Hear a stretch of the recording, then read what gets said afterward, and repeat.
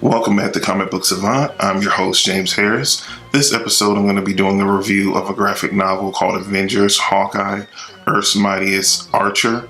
This is a trade paperback that collects a 4-issue miniseries of Hawkeye that was done in the mid-90s, as well as a few other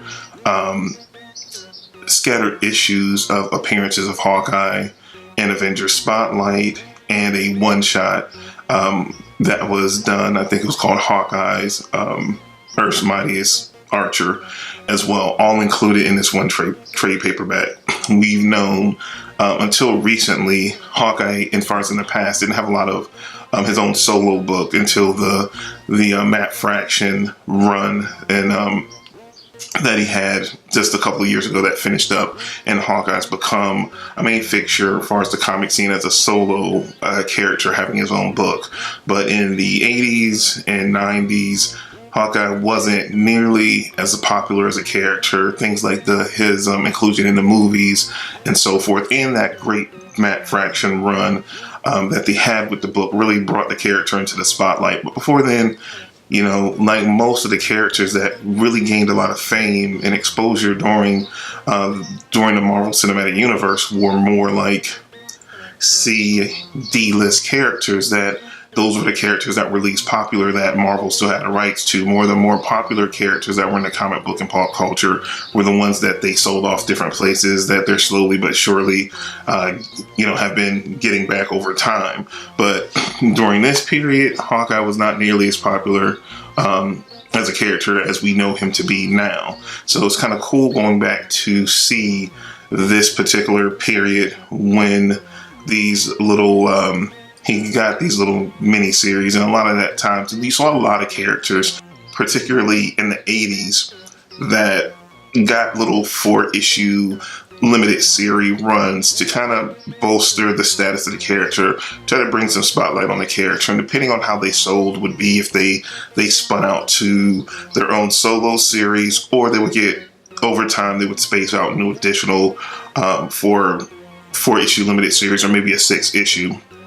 For Hawkeye, the one spotlighted from the 90s, this one was not the first 4-issue limited series. It was actually one in the 80s that I'm looking for online now, and I'll do a review of later when I can actually find it. That was done in like the mid 80s with Hawkeye and Mockingbird that I'll be looking into, because Hawkeye is one of my favorite characters in the Marvel universe. So it's cool going back now, seeing these things re-released in trades or digitally for you to pick up, because they were super rare to find. If you didn't get them at the time, it was hard to get them. And I actually owned the 4-issue limited series that's covered in this particular trade that, since I went digital, I no longer had access to. So it was cool picking up this trade to get these books, because they're super hard to find. Now, I have to say, hands down, this particular graphic novel or trade, again, is during a totally different time and space for the Hawkeye character. Again, he's become, in the comics at least, we've all have talked about how he's been mishandled in the MCU movies per se, but in the comics, he's become very much a beloved character and very much a solo. His status has risen. I would definitely say maybe he's not an A-list character, but he's definitely right on that fringe between a B to A-list character at this point, as far as how he's been used in the comics. And he has a great history in the comics, weaving in from his time with the Avengers as a solo adventure and so on and so forth. This trade here is definitely, I would have to recommend for if you're a real dedicated fan to Hawkeye. This is for you. It's not going to be for everyone. This is, classic, 90s writing, artwork. The main the 4-issue limited series is definitely interesting. It's really cool because I originally read this years ago, and then seeing Secret Empire used very heavily in the Secret Avengers run.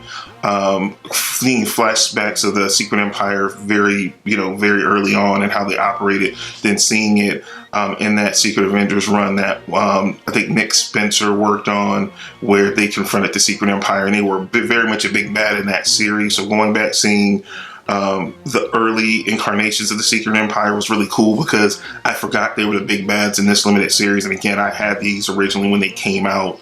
I had these as a kid and read them, but the Secret Empire wasn't as big of a thing then as it was referenced later in comics and used in more recent years. So it's kind of cool seeing that. The artwork is kind of all over the place. I mentioned you have like Mark Bagley and Scott Collins, which went on and have become very good artists. This is very early in their careers. And it was that tonal shift. And, in the 90s, everything had to be revamped to new suits with metal and pockets. So it's very much a throwback of the time. Again, it's not for any and everyone. If you're a diehard fan of the character, definitely it's worth checking out. I like that in this collection you get a multitude of things, and it's in a particular time for the character, a very dark time for the character. It's very much of a turn. Hawkeye was a very prominent character in the comics at the time. The Avengers kind of had split off. Hawkeye was the leader of the West Coast Avengers, which in the 80s it was a huge thing. The Avengers split to your standard Avengers that were on the East Coast and the West Coast Avengers, which was a very good and popular series.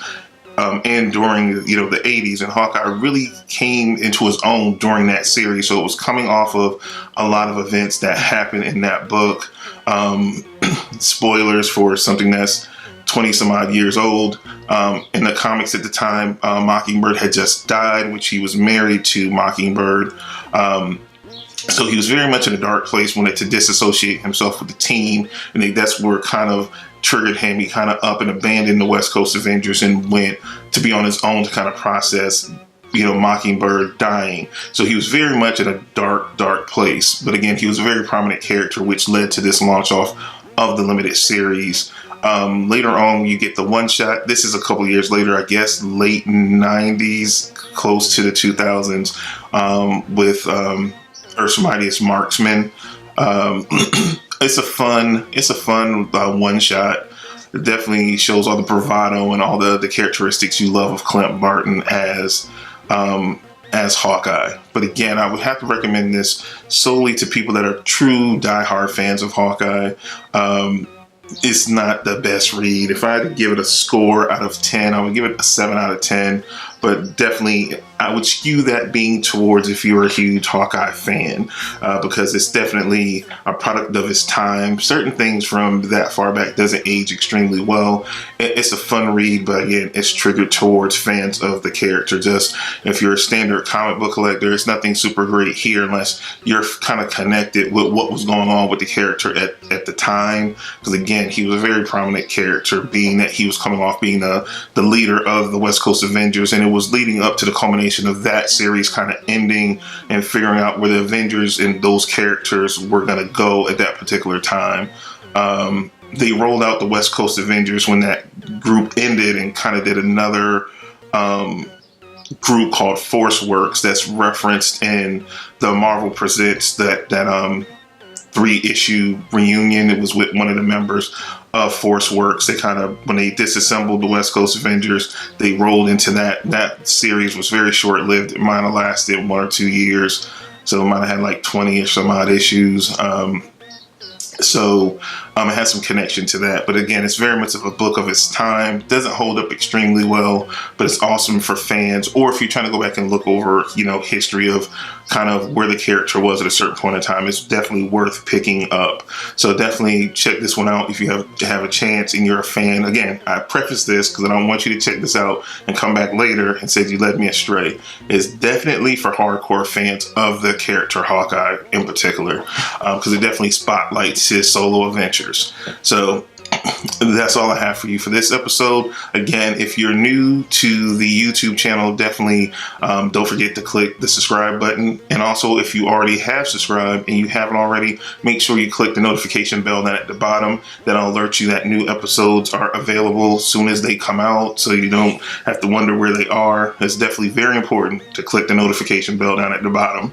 But that's all I have for you for this episode of Comic Book Savant. I'll have links down at the bottom to the different playlists that I have available on the channel. And I will see you guys next time. You take care. Have a good day.